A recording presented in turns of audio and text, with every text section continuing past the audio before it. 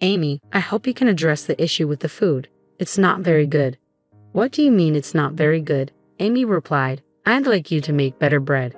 They sell better ovens for baking bread nowadays.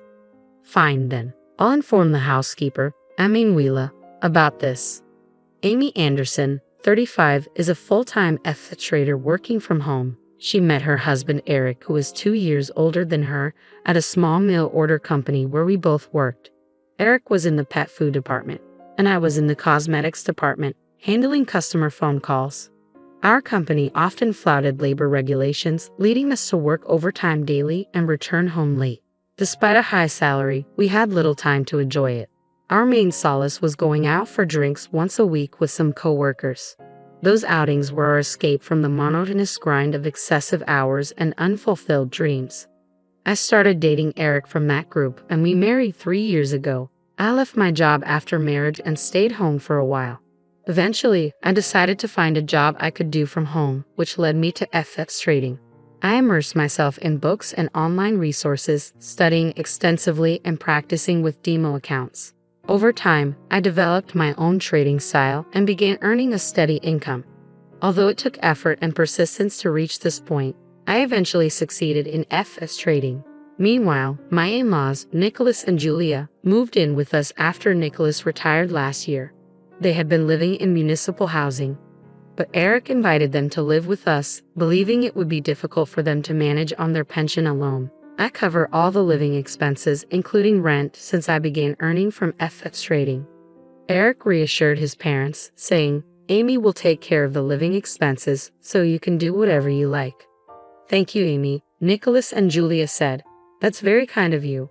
Thus began our life together with Eric's parents. I don't handle household chores myself. Emanuela, our housekeeper, takes care of everything.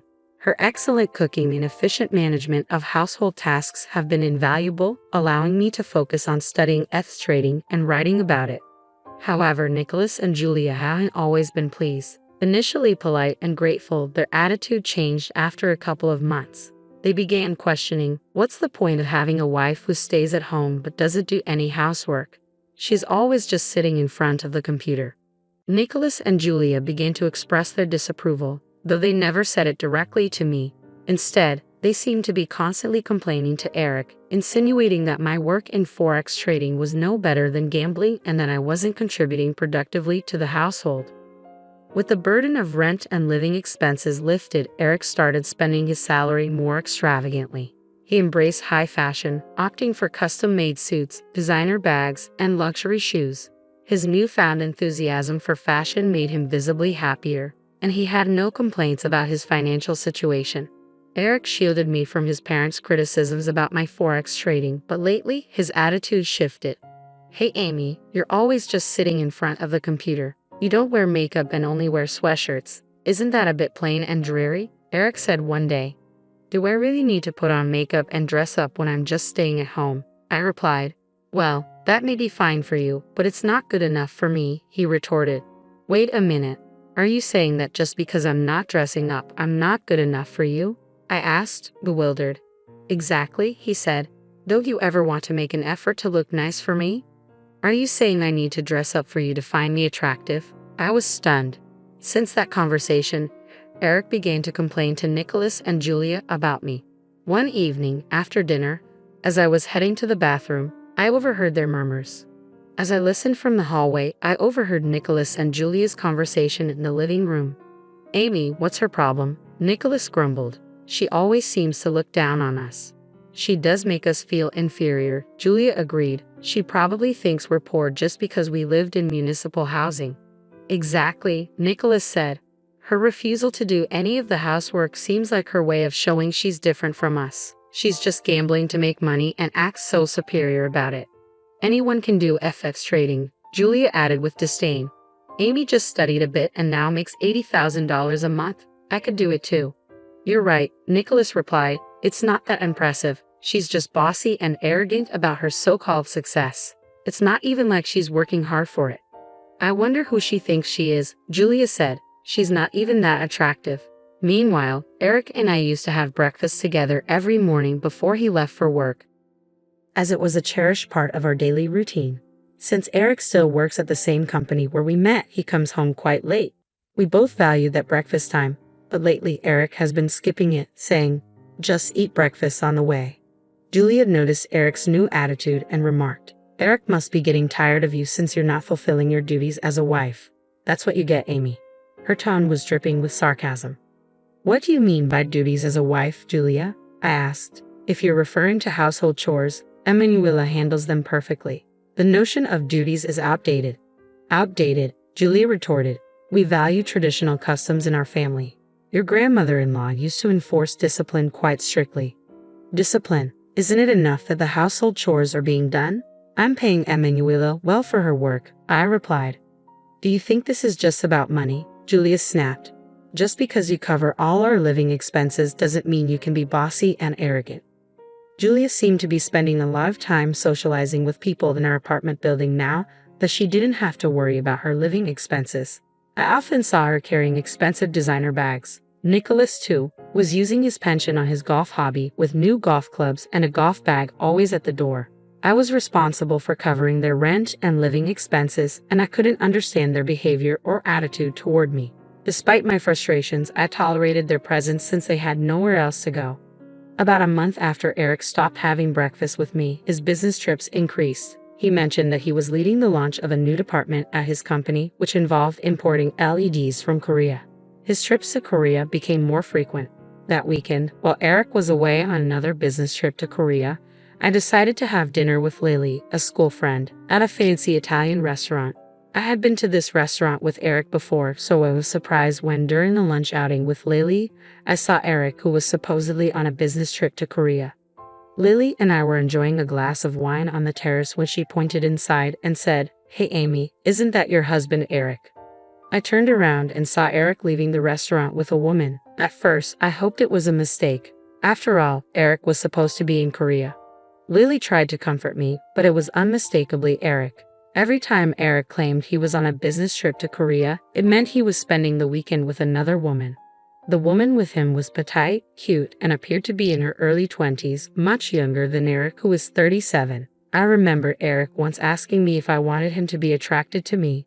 Seeing him with someone else confirmed my worst fears. He was definitely cheating. The next day, Monday, I immediately hired a private investigator to look into the affair. At home, I had also been receiving an increasing number of packages addressed to Julia. "Julia, did you buy something again?" I asked one day. "Be quiet, Amy," Julia snapped. "Do I need your permission to buy anything?" "No, that's not what I meant," I replied, concerned.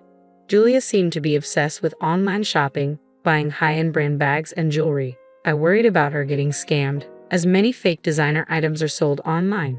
That day, while Eric was at work, Julia entered the room. While I was working, Julia called out, "Hey Amy, I need you to look at something." "What is it?" I asked, setting aside my work. "Just come here," she replied. Reluctantly, I followed her to the living room, where she was opening a recently delivered package. Inside, she had purchased 5 bags in a bundle deal, claiming they were cheap. "I think these bags might be fake," Julia said as she opened the package.